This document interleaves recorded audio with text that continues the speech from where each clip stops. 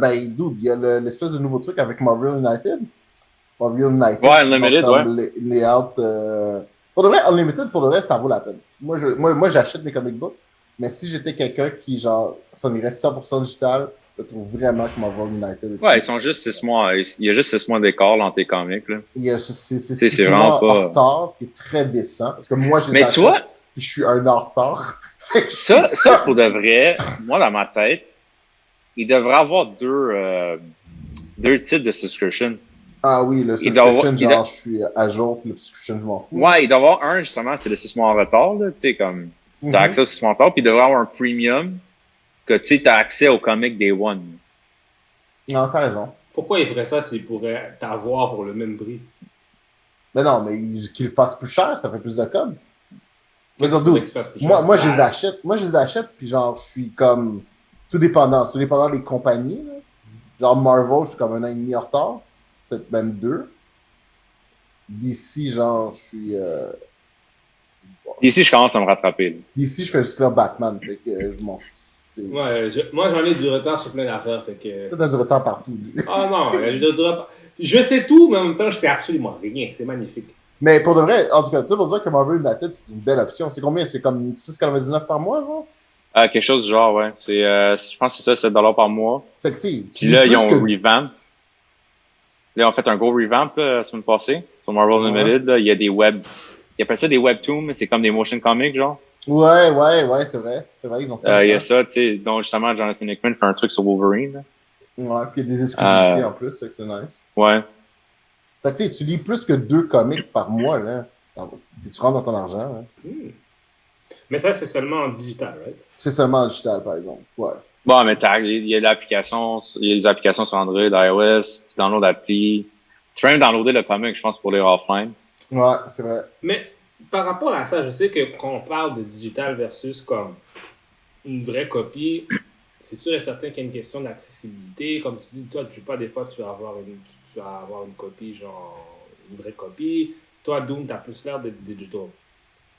Dans les deux situations, est-ce que c'est quoi? Parce que en même temps, c'est une question aussi. Je comprends que digital, c'est plus une question de. Comment dire? De convenance, right?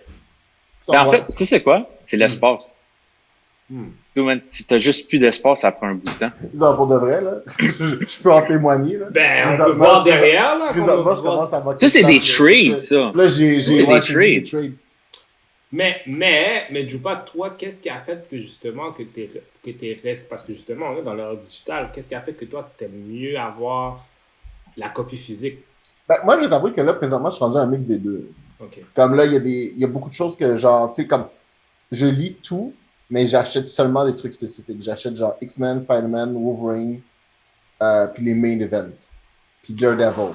Okay. Ça, c'est genre ceux que j'achète physiquement, là, chez Marvel. Puis genre, DC, ben, je lis beaucoup d'affaires, mais genre, j'achète juste Batman. Fait que genre, ça, c'est ceux que j'achète. Mais tu vois, quand j'ai lu, encore une fois, moi, j'ai lu digital, sauf que bon, c'est ça, j'ai lu digital.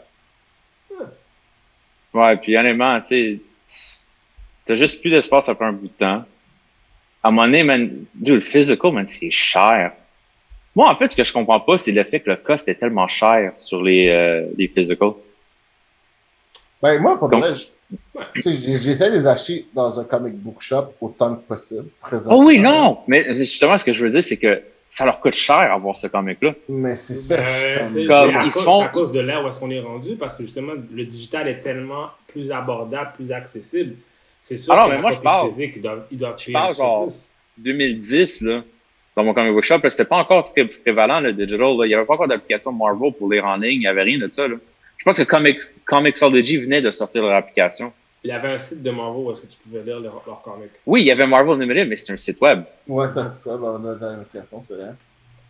Mais tu sais, comme... Je me rappelle, mon comic book shop owner, il me l'avait dit. Il m'a dit, je me fais 15 sous par comic. Ouais. C'est ridicule. Mais c'est ridicule que tu fais juste ça. Mais il y a des comic book shops qui vivent encore. Il y en a un, ok, je vous jure. Ça fait. Il est là depuis. Ça fait au-dessus de 20 ans qu'il doit être. Même plus longtemps. Il est là depuis que je suis mais en fait, tu savoir c'est quoi le secret?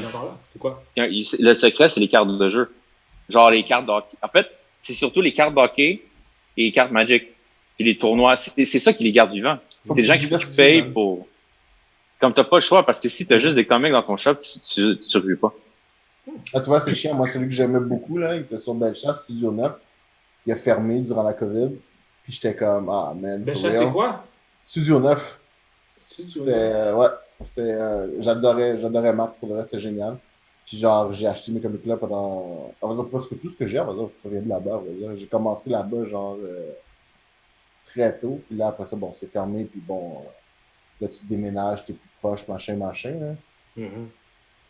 Donc, tu sais, man, c'est ça. Quand je peux encourager, man, j'y vais. Man. Si jamais il y en a. Peu importe où ce que je suis, si jamais j'en vois un, je rentre dedans. Puis je m'arrange toujours pour acheter un truc. Là.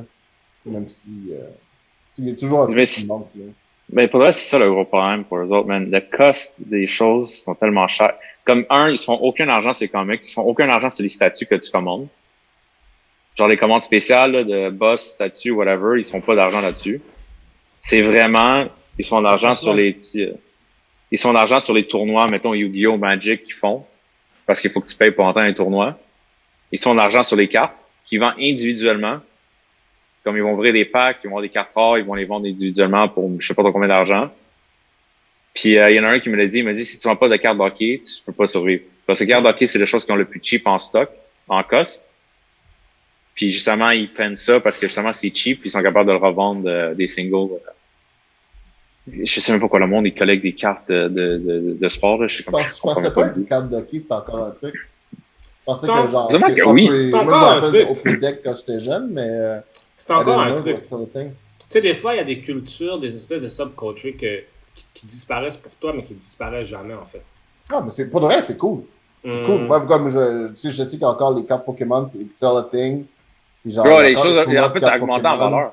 Que j'étais comme, for real, je pensais pas, man. Puis genre. C'est fou quand j'ai entendu, je pense, à un moment donné, il y avait Logic, le rappeur Logic, qui avait acheté une carte de Charizard pour fucking cher, puis j'étais comme.